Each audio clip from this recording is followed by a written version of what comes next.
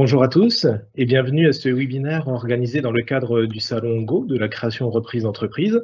Je me présente rapidement, donc Olivier Legzinski, conseiller en session reprise au sein de la Chambre de commerce et d'industrie de la Moselle. Et aujourd'hui, à travers ce webinaire, nous allons répondre à une question qui intéresse ceux qui portent un projet innovant, c'est comment tester son marché justement quand on a un projet innovant. En effet, avant de se lancer dans un projet innovant, il est important de connaître son marché pour valider sa pertinence et sa viabilité. Et nous allons découvrir tout cela grâce à notre intervenant, à Michel Onfray, que je vais laisser se présenter. Alors, nous vous invitons aussi à poser vos questions via le chat qui est à votre disposition et nous les traiterons à la fin de la présentation. Je vous précise également que cette conférence est enregistrée et que vous pourrez la retrouver prochainement sur la chaîne YouTube de l'ACC. Michel, c'est à vous. Bonjour, écoutez, oui, merci Olivier. On ne s'est pas consulté ce matin sur le dress code, mais c'est vrai que je me perçois à la vidéo qu'on on est pareil. Moi, je m'appelle Michel Onfray, je travaille dans l'accompagnement de la création d'entreprises innovantes et à fort potentiel de croissance depuis un peu plus de 20 ans. Aujourd'hui, je dirige une entreprise qui s'appelle la Compagnie du Diamantaire. Je suis également directeur général d'un startup studio installé sur Metz, Nancy et Luxembourg. Et j'accompagne et je travaille en partenariat avec la métropole du Grand Nancy dans le cadre de l'accompagnement de l'innovation et Grand Nancy Innovation. Voilà. Et d'ailleurs, je tenais à remercier Grand Nancy Innovation pour la mise à disposition du support qui va me servir de base à la présentation de ce matin. Alors effectivement, Olivier, tester et connaître son marché avant de lancer une entreprise innovante, c'est très important. Et d'ailleurs, c'est la partie qui est souvent sous-estimée. Une des premières causes de mortalité des entreprises, c'est la méconnaissance du marché. Alors la première, c'est le manque de fonds propres, bon, ça c'est un autre sujet. La deuxième, c'est une méconnaissance du marché et on va essayer de voir pourquoi et comment on peut remédier à ça. Donc on va parler de ce sujet parce que c'est un sujet qui est extrêmement important pour réunir la réussite de son projet d'innovation. Alors c'est un point de départ et c'est pas une finalité. C'est-à-dire que l'étude du marché et la connaissance de son marché, c'est tout au cours de la vie de son entreprise que il faut le travailler. C'est pas naturel parce que on va faire challenger son idée géniale par des tiers qui vont donner leur avis. Alors on va leur demander leur avis. Le risque, c'est qu'ils donnent un avis qu'on a envie d'entendre. Et on va essayer de voir comment on peut faire pour éviter ces biais cognitifs qui vont faire que des personnes que l'on va interroger va donner l'avis que l'on souhaite entendre. Et puis, on parle beaucoup dans les startups de pivot. Le pivot, c'est souvent un euphémisme pour dire qu'on s'est planté dans son étude de marché. Voilà. Alors, j'ai commencé par une petite note d'humour, en voilà une deuxième. Quand on parle d'études de marché, si vous demandez autour de vous, on va tous vous dire il faut faire une étude de marché. Mais c'est quoi une bonne étude de marché et c'est quoi une mauvaise étude de marché? Alors, on va essayer de transcender cette problématique et puis essayer de répondre à cette question. Mais vous aurez ce type de réponse si vous interrogez autour de vous. Alors, les 5 questions qu'on va essayer de traiter aujourd'hui, c'est le pourquoi. Pourquoi on fait une étude de marché, quand la faire, qui va la faire, comment et quoi, qu'est-ce qu'on va obtenir. Si on essaye de se projeter pour essayer de comprendre la différence entre une étude de marché et un business plan, on va essayer de prendre des analogies. Alors par exemple, si vous voulez trouver une maison, alors vous avez trouvé une maison à acheter et vous hésitez, vous allez dire est-ce que je l'achète? Vous allez faire une étude de marché. Alors l'étude de marché, là, ça va consister à visiter le quartier, inspecter la maison, évaluer si la maison répond à vos besoins. On va considérer l'emplacement et les services de proximité, évaluer le coût des travaux et visiter d'autres maisons. Et puis à la fin, on va négocier le prix. Alors il y a plein d'autres étapes qu'on peut rajouter. Si je prépare un trek au Népal, là, je vais faire un business plan. C'est-à-dire que je vais identifier l'itinéraire et les jalons, je vais identifier avec qui je vais partir, prévoir ce qu'il faut prendre avec soi, se concentrer sur les priorités, prévoir un plan de secours, identifier les voies d'évacuation. Vous voyez, c'est des questions, si on les sort du contexte du trek, qui va s'adapter à n'importe quelle entreprise. Alors, l'objectif d'une étude de marché, c'est, et on est toujours dans le pourquoi, va servir à étudier finement son marché pour réussir son développement. Alors déjà, connaître le marché, ça permet de tester et valider son produit ou son service.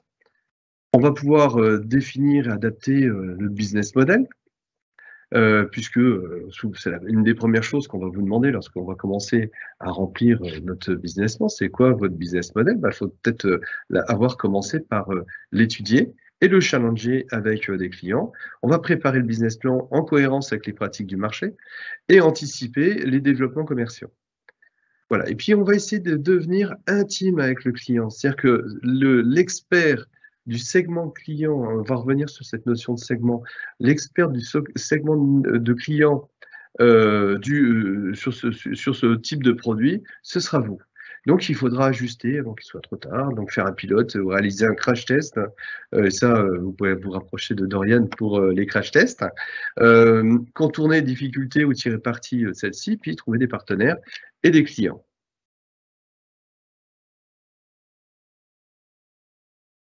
Alors, qui réalise l'étude de marché? Alors, il y a deux solutions. Vous avez de l'argent, vous n'avez pas d'argent.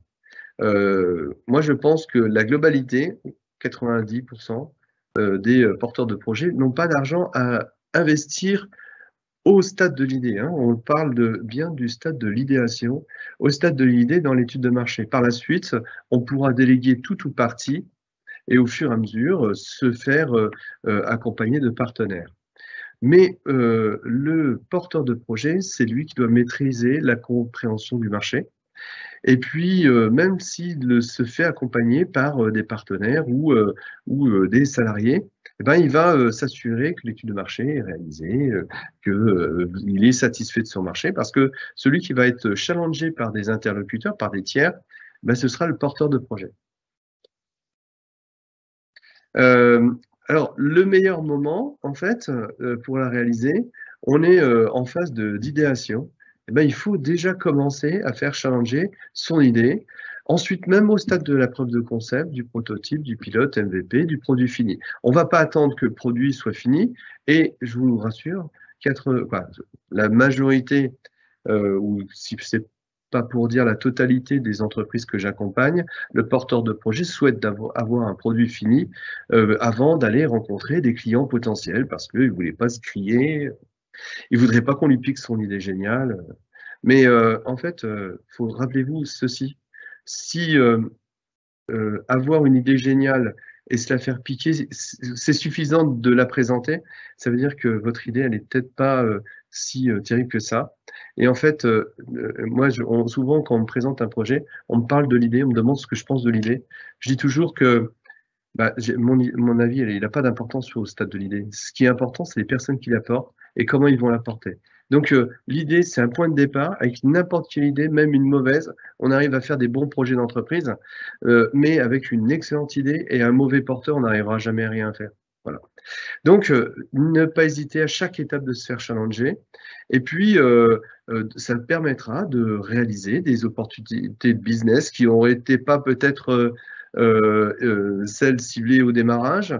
Et puis, on va aller jusqu'au marketing mix que l'on fera challenger à partir de cette étude de marché. Alors, les moyens, on a l'habitude de dire, quand c'est innovant, d'ailleurs, souvent on me dit, oui, mais moi, j'ai pas de marché puisque je le crée. En réalité, ça c'est des débats théologiques des professionnels du marketing, c'est est-ce qu'on crée le marché? Je pense qu'on ne crée pas le marché, on répond différemment à un besoin qui est peut-être pas forcément bien exprimé. Mais en tout cas, quand vous êtes de la littérature, c'est souvent que, et si c'est disponible sur papier, c'est que c'est souvent obsolète. Donc, mais pour autant, il faut commencer par connaître ce qui existe décrit sur le marché. Donc, première étape, recherche bibliographique. Donc, c'est simple, vous tapez étude de marché sur votre produit et vous allez trouver au moins des mises à disposition des sommaires d'études de marché. Et puis, voilà, et ensuite, certaines seront payantes, mais déjà au moins de connaître les acteurs qui sont toujours listés dans les études, les sommaires d'études de marché de Xerfi. c'est déjà important. Excusez. Les conférences à regarder, hein, c'est-à-dire si vous avez quelque chose sur la physique quantique, par exemple, allez étudier, entendre des conférences sur la physique quantique, surtout c'est important de s'approprier les bases de la technologie, donc les sites web, les journaux économiques, etc. Et puis tout ça, on va essayer de croiser ces sources, avoir un avis, et ensuite on va partir, faire challenger son avis sur le marché avec des clients potentiels, des leaders d'opinion, des experts, et on va interviewer des concurrents. Alors, pour interviewer un concurrent, il ne faut pas dire je vais me mettre comme concurrent et j'aimerais avoir votre avis sur ma proposition de valeur. Non, vous êtes toujours, quand vous interrogez un concurrent, vous êtes toujours un étudiant qui fait un mémoire sur son marché et qui a envie de recueillir les avis d'un expert du marché. Vous allez voir que si vous le traitez d'expert, il va être tellement content qu'il va vous livrer une masse d'informations. Moi, j'ai vu des étudiants recueillir des informations stratégiques sur un marché tout nouveau, uniquement parce qu'ils avaient appelé le dirigeant de l'entreprise. Donc voilà, vous faites tout ça et puis vous faites entourer également de mentors, c'est le top, c'est trouver un mentor du marché qui va venir et qui va vous accompagner. Alors voilà, les outils technologiques, là, ils seront à votre disposition, vous pouvez revenir dessus.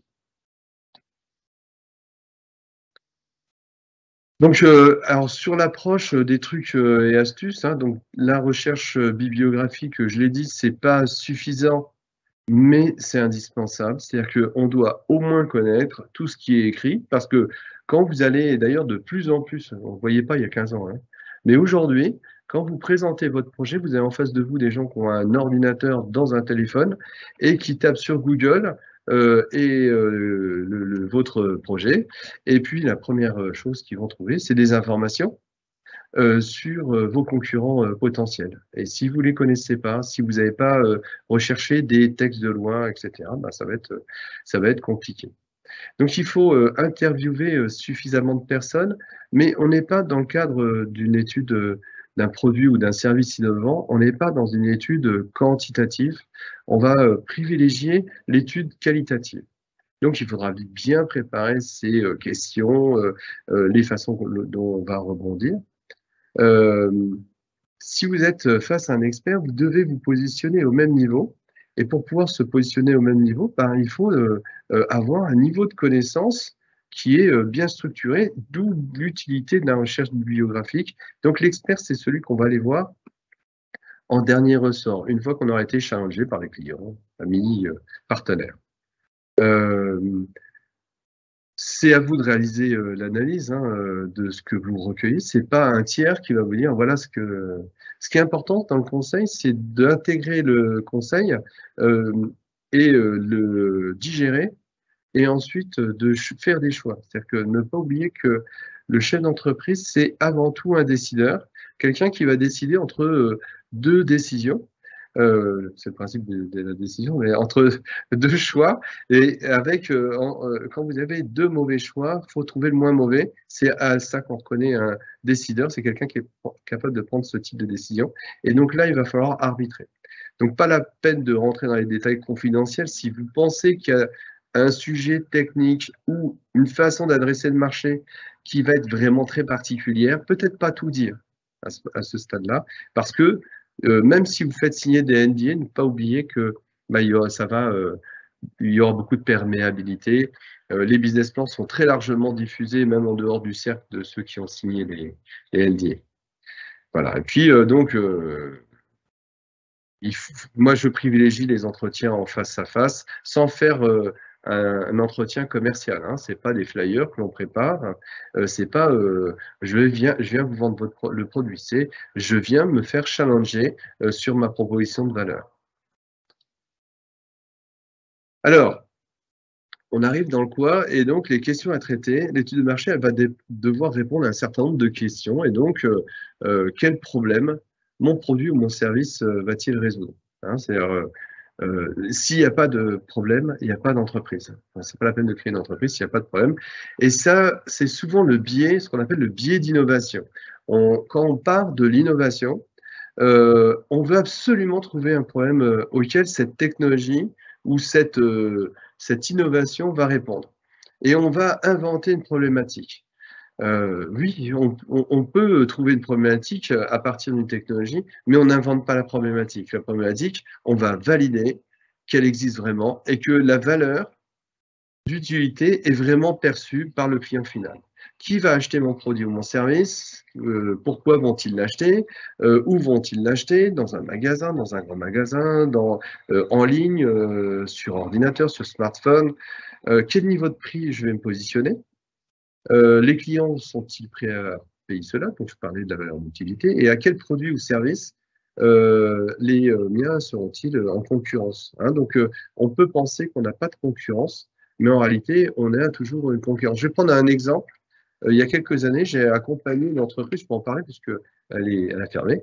Donc, il y a quelques années, j'ai accompagné une entreprise dont les dirigeants offraient une solution, un logiciel de gestion de lits pour les hôpitaux. C'est une vraie problématique. Hein. En instant T, il y a beaucoup de lits vacants. Par contre, on ne trouve pas de lits pour des malades. Et il y a des cadres infirmiers qui passent leur temps à trouver, à chercher dans l'environnement, dans les hôpitaux, des lits pour des patients de certains services.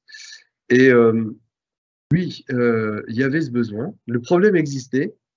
Par contre, beaucoup de freins n'avaient pas été anticipés, notamment le fait que pour quelqu'un, c'était son métier de trouver un lit pour les patients et que ce logiciel ferait disparaître leur métier. Donc, des freins à l'adoption, le fait que des hôpitaux ne vont pas travailler très facilement avec une start-up, c'est quelque chose qui avait été sous-estimé. Donc, vous comprenez, donc à partir de là, les difficultés qu'il va falloir résoudre et les questions auxquelles il va falloir trouver des réponses. Alors, il va falloir essayer de déterminer quel marché on va adresser. Hein. Donc, je vais prendre un exemple. Si je vends des Ferrari, est-ce que j'adresse le marché de l'automobile? Alors, bien évidemment, non. On va adresser le marché des véhicules haut de gamme. Et dans les véhicules haut de gamme, on va être plutôt positionné sur le très, très haut de gamme. Donc, on va segmenter notre clientèle à partir de ce type d'information et de recherche. Alors, les segments, c'est des comportements homogènes opérés par des personnes. Donc, on peut se prendre des données macroéconomiques de type description, des portées de segments, des types de clients, de la géographie, les caractéristiques, les taux d'équipement. Et puis, dans chaque segment, on va trouver des acteurs clés. Et donc, on va essayer de les classer par type, taille, activité, partenariat existant, etc. Comment la chaîne d'approvisionnement, je vais revenir dessus, la chaîne de valeur, elle est adressée entre comment le produit est fabriqué, le client achète, et entre les deux, quels sont les intermédiaires qui sont positionnés.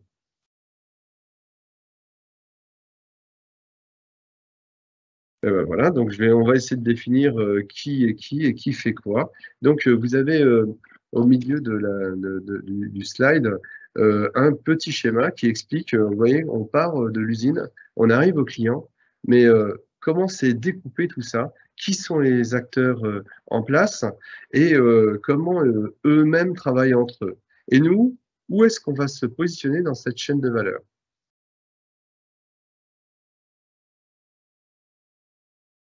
Donc, segmenter, ça permet de créer des stratégies qui vont être différenciées pour les adresser des segments de clients aux besoins et les frustrations qui seront semblables. Alors, quand vous voulez vendre à tout le monde, vous finissez par le vendre à personne. Et surtout, quand on démarre, on a un budget forcément contraint. Et donc, on ne peut pas se dire, moi, mon produit, c'est tout le monde. D'ailleurs, 100% des temps, on me dit, mon produit, il va à tout le monde, comment tu veux que je segmente? Eh ben, dans le tout le monde, il y aura quand même une partie qui que l'on va essayer de trouver. Donc, on aura soit on va essayer de cibler en fonction de le mode de distribution qu'on va choisir. Soit on va avoir en B2B, donc on va aller adresser des entreprises ou des consommateurs finaux. Et donc, si si on est positionné dans le B2B, on va essayer de mesurer la taille des entreprises, le type d'activité, les revenus, les dates de création, la solidité financière, et puis les pratiques, et puis le marché que eux ciblent. Ces informations-là, on peut les retrouver en croisant les informations sur Internet. Alors ça pourrait demander une conférence entière pour savoir comment on va rechercher ce type d'informations, comment on peut lire dans des PV d'AG ce type d'informations. Ensuite, pour le consommateur, donc les fameux personas qu'on vous demande de trouver et de réfléchir, c'est quel est le portrait robot de la personne qui va acheter votre produit ou votre service.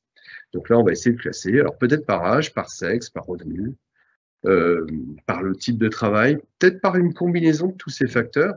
Ça pourrait être le type de logement, l'emplacement. Si je veux vendre des piscines, évidemment, je vais classer les gens.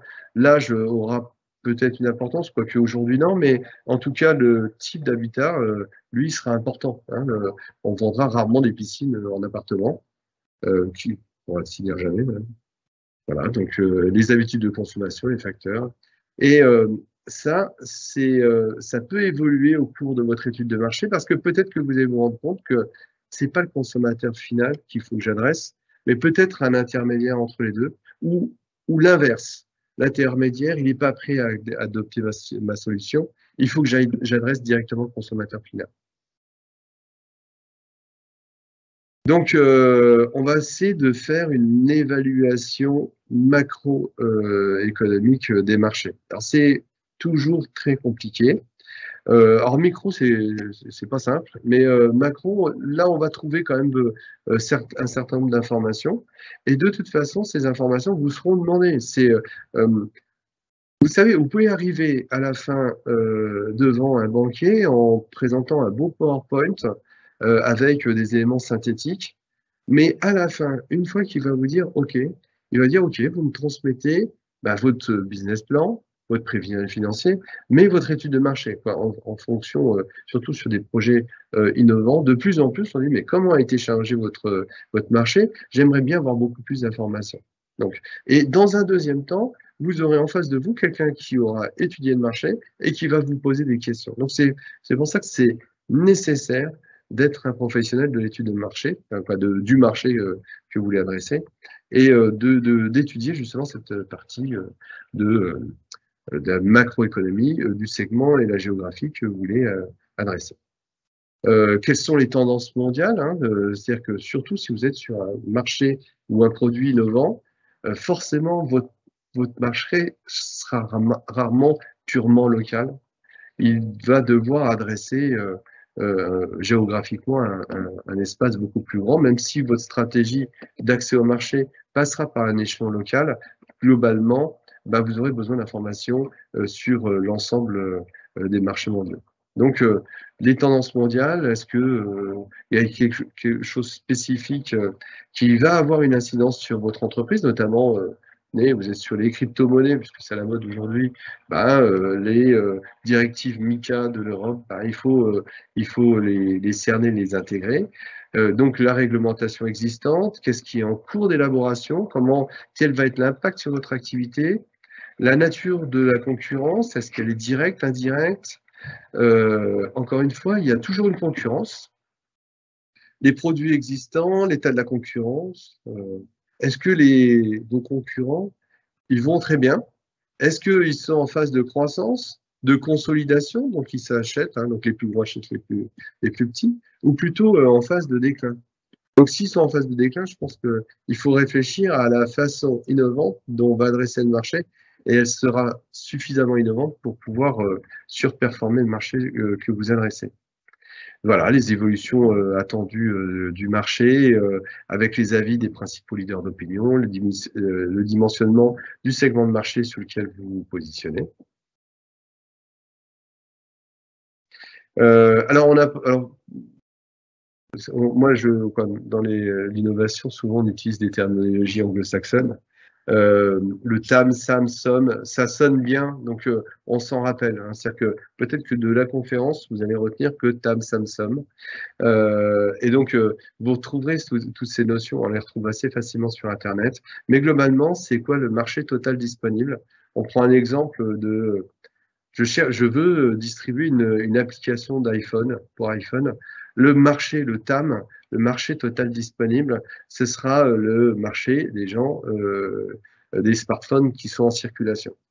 Si je pense à évidemment, il n'y a que ceux qui ont un iPhone qui vont pouvoir acheter mon application. Là, je vais rechercher quel est le segment de marché disponible. Donc le marché, le nombre de personnes qui ont un iPhone. Donc le nombre d'iPhone en circulation. Et puis le SOM, c'est aujourd'hui, c'est quoi ma part de marché? Donc si j'ai, je l'ai mis, 100 000 ont acheté votre application sur 50 millions de possesseurs d'iPhone dans le monde, on se retrouve à 0,2% du marché. Évidemment, ce qui va être important, c'est le SAM, hein, surtout si vous n'avez rien vendu. Donc, le marché total disponible adressable, marché disponible adressable, c'est celui-ci qui va être important de déterminer. Et c'est donc à partir des informations que vous aurez collectées, vous pourrez déterminer ce SAM. Donc, il va falloir comprendre les besoins de vos clients, leur contexte, qui va vous permettre de vous positionner de positionner votre produit ou service dans leur environnement. Et ce que vous allez devoir déterminer, je le redis et je le dis souvent, c'est la valeur d'utilité qui va être perçue par le client. C'est quelle est la valeur qu'il donne à votre produit. Ça peut être génial, hein, ça peut être une technologie de rupture, mais si le client, pour lui, ça lui résout un tout petit problème, mais il en a un beaucoup plus gros à côté, ça devra être vraiment pas très cher. Donc, justement, votre positionnement devra être très différent. Donc, description des pratiques réelles, la chaîne d'approvisionnement, l'importance pour eux du domaine abordé par l'innovation, etc. Toutes des choses que j'ai. Cette partie-là, la carte d'empathie, ça pourrait aussi faire l'objet d'une conférence. Alors c'est écrit petit, je ne sais pas chez vous si vous le voyez bien, mais en tout cas, faites une recherche sur Internet sur la carte d'empathie. Vous devez essayer de réfléchir, de marcher dans les souliers de votre client. C'est comment lui, il réfléchit, comment il appréhende le marché que vous allez adresser et qu'est-ce qui va le faire réagir. Il faut comprendre son comportement d'achat. Est-ce que, si vous adressez une entreprise, est-ce qu'ils achètent que par appel d'offres? Est-ce que c'est les marchés publics?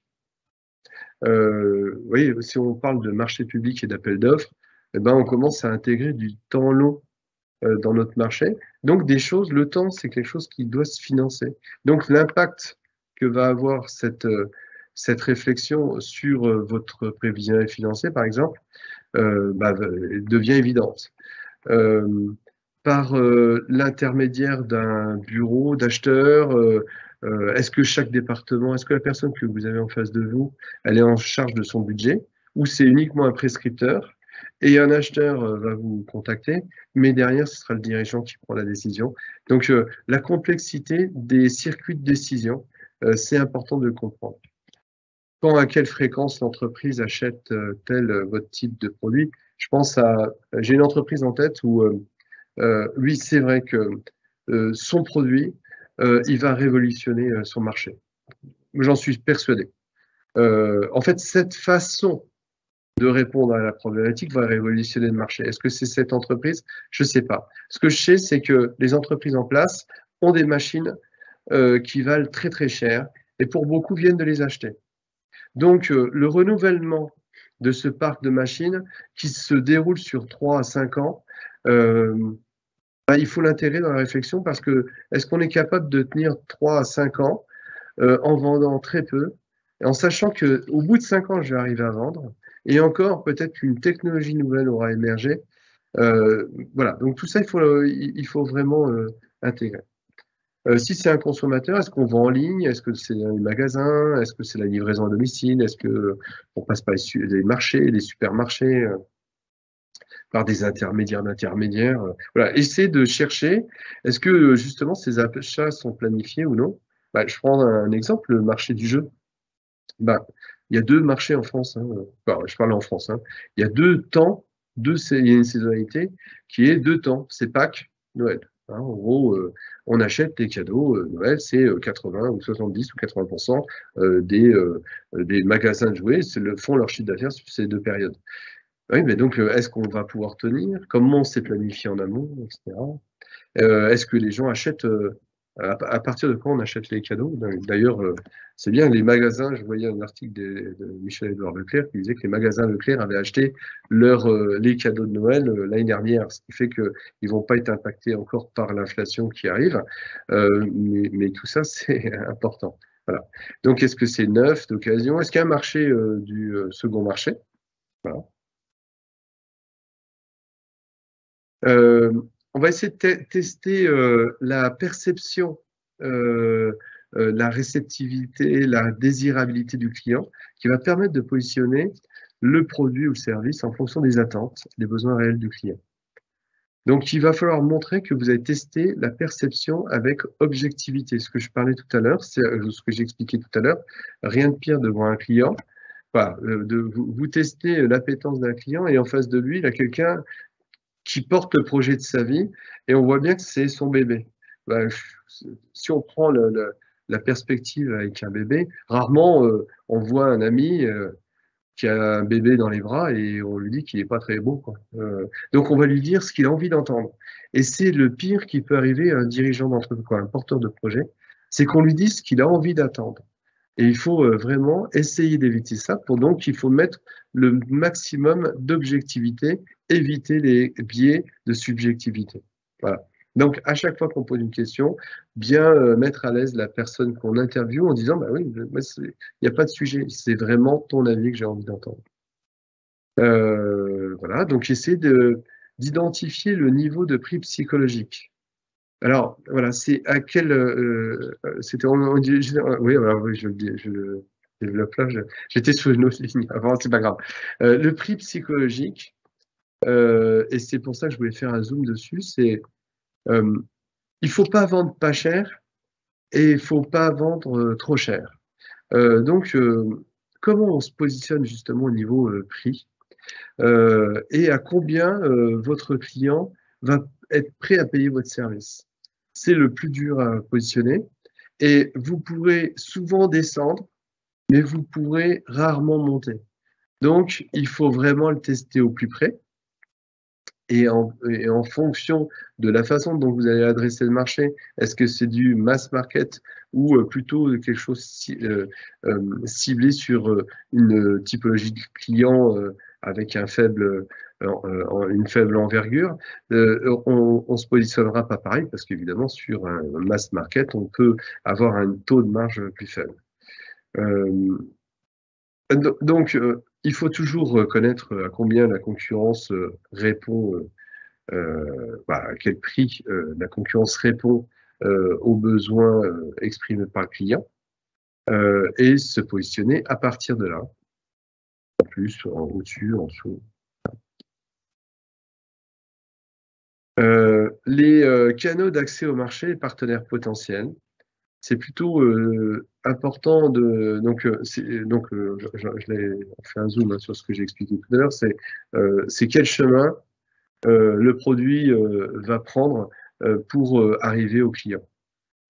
Et c'est pas toujours la meilleure solution de dire qu'on va prendre toute la chaîne du canal de distribution.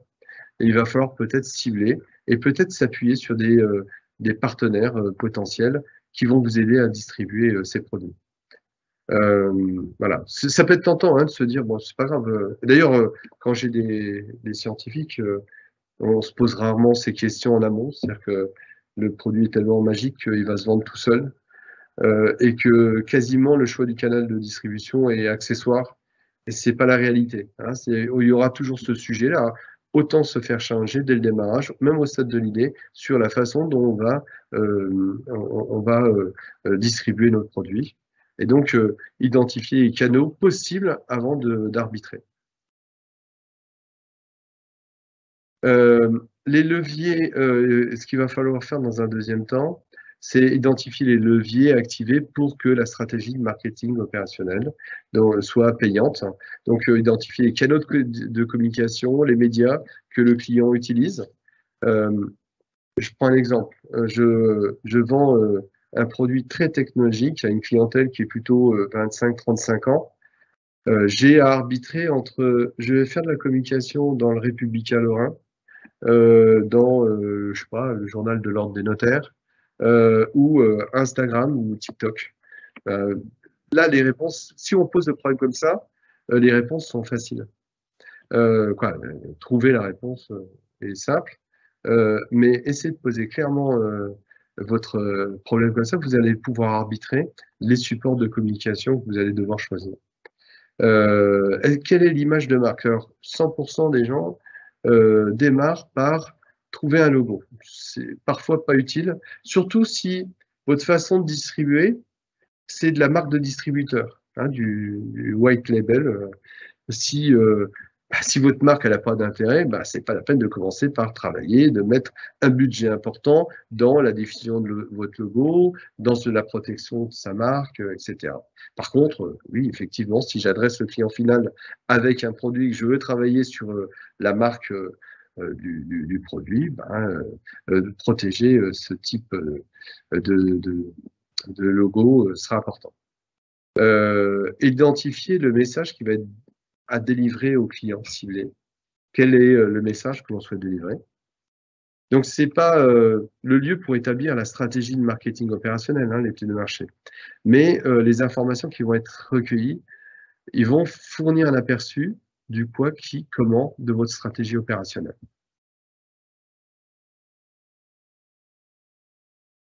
Faire votre propre évaluation de la taille de votre marché, hein, c'est-à-dire que je le disais tout à l'heure, le SAM, donc votre marché adressable, c'est lui qui va être important.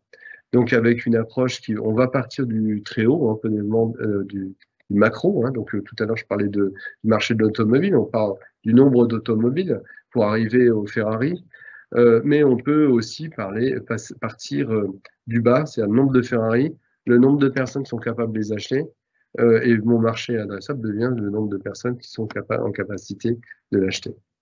Donc, il faudra faire cette propre évaluation de la taille du marché. C'est aussi un autre zoom, parce que le calcul de cette taille du SAM va vous permettre de positionner les hypothèses de votre business plan et faire des prévisions de vente. Pour rappel, la prévision de vente, c'est la première ligne du compte de résultat. Hein. Donc, quand vous faites votre prévisionnel, la première question qu'on va vous poser, c'est qu'est-ce que vous allez vendre et pendant combien de temps? Donc, l'étude de marché va permettre de répondre à tout ça. Donc, et après, vous allez synthétiser votre analyse. Cette synthèse, évidemment, va être intégrée dans votre business plan. Et vous allez faire un classement des produits, segments de marché, clients, taille, perception, les difficultés à traiter, le type de service, l'offre de déploiement sur le marché, les flux de revenus associés, la réglementation à suivre. On va décrire la chaîne de valeur, on va étudier la concurrence, les plus dangereux, les offres qui peuvent être associées, la place pour un nouvel entrant. Est-ce qu'on peut rentrer? Donc, moi, je cite souvent Malamine Koné, celui qui a créé Ernest. Quand il a créé Ernest, il est arrivé dans un marché où il y avait Nike, Adidas, Reebok, que des très grosses marques. Et lui disait, dans un mur de pierre, plus les pierres sont grosses, plus il y a de la place pour les petites. Voilà, j'aime bien le citer. Donc, voilà. Donc, la place pour un nouvel entrant, est-ce qu'il y a de la place? Souvent, on se dit, mais il n'y a que des gros, donc on va avoir du mal à rentrer. Et là, pour un nouvel entrant, plus ils sont gros, les acteurs, plus il y a de la place pour un petit, pour qu'il puisse arriver et disrupter ce marché. Quelle est la taille du marché potentiel? quel développement mener pour répondre aux attentes des clients potentiels, le positionnement marketing de l'offre, l'accès au marché, les canaux de distribution et les facteurs clés de succès. Qu'est-ce qui va faire que nous, on va réussir là où d'autres n'ont pas réussi à exprimer. Voilà, et puis tout ça, on va l'onboarder. Alors ça, c'est une matrice SWOT, hein, donc points forts, les faiblesses, les opportunités, les menaces. Voilà. Et donc, il va falloir apporter les preuves sur ce que vous avancez pour donner confiance à vos investisseurs, financeurs, partenaires. Rien de pire, hein. Moi j'ai vu des dossiers se faire détruire rapidement par une mauvaise présentation ou des chiffres un peu trop fantaisistes dont vous pouvez trouver la source. Donc là, il faut sourcer la documentation. C'est pour ça que la préparation de cette étude de marché, c'est aussi préparer à chaque fois que vous trouvez une information, vous posez la source, et donc vous devez vous transformer en journaliste qui va croiser ces sources et faire un travail journalistique. Donc la situation des personnes les plus pertinentes. On va décrire le raisonnement qui sous-tend les hypothèses, on va analyser et indiquer la représentativité des informations obtenues, etc. Et utiliser les annexes pour séparer le détail du crucial. Vous présentez toujours le crucial et tout le reste part en annexe. Voilà, donc là, c'est une synthèse avec les 10 conseils pour l'étude de marché. Donc, on revient sur tout ce que j'ai dit jusqu'à présent. On va définir et segmenter, analyser les marchés, montrer que vous comprenez le contexte et les besoins des clients, montrer que vous avez testé objectivement la perception de votre client, identifier les canaux d'accès au marché et les partenaires potentiels, on va identifier les leviers activés pour votre stratégie marketing opérationnelle, on va résumer les analyses, faire le dimensionnement du marché, faire une analyse stratégique et l'effet concret. Voilà. Merci de votre participation. J'ai un peu débordé sur le temps. Olivier, je suis désolé. Merci beaucoup, Michel, de votre intervention. Alors, j'aurais peut-être juste une question à vous poser. Qu'entend-on par projet innovant ou par innovation? Parce que parfois, c'est un grand mot, mais qu'est-ce qu'on y met vraiment derrière? Oui, alors là, on a un peu de temps ou il faut que je réponde en 2 mots? Qu'est-ce qui est innovant? L'innovation, elle peut être technologique, mais pas uniquement. Elle peut être marketing, ça peut être l'idée. L'innovation, on peut la... Je ne sais pas si vous visualisez le Canvas, le modèle économique Canvas. Vous avez 9 blocs et l'innovation peut se trouver dans chacun des 9 blocs. Je parlais de Malamine Koné tout à l'heure. Lui, son innovation, elle s'est posée sur c'est comment je fais connaître mon produit. Ben, il a été voir son ami d'enfance qui s'appelait Steve Marley, qui était joueur de l'équipe de France, qui a mis en avant son produit auprès de ses copains stars, notamment des stars de la NBA. Et puis, il a été voir un fournisseur en lui disant, bah, écoute, c'est pas l'habitude, mais je vais te proposer de construire un stock pour moi. En contrepartie, je te donne une exclusivité d'achat. Demain, si ça marche, j'achèterai que par toi. Et là, le fournisseur a joué le jeu et il a eu la réussite que l'on connaît. Ok. Ben, merci beaucoup, Michel. En tout cas, nous arrivons au terme de ce webinaire. Nous vous remercions à tous d'y avoir participé. Alors, vous pourrez retrouver cette visioconférence sur notre chaîne YouTube. N'oubliez pas que le Salon Go n'est pas terminé, que vous pourrez nous retrouver demain dans les locaux de la Chambre de métier de 9h à 17h. Et les inscriptions se font sur le site salon-go.fr. Je répète, salon-go.fr. Et il nous reste à vous souhaiter une excellente continuité dans votre projet. Merci et bonne chance.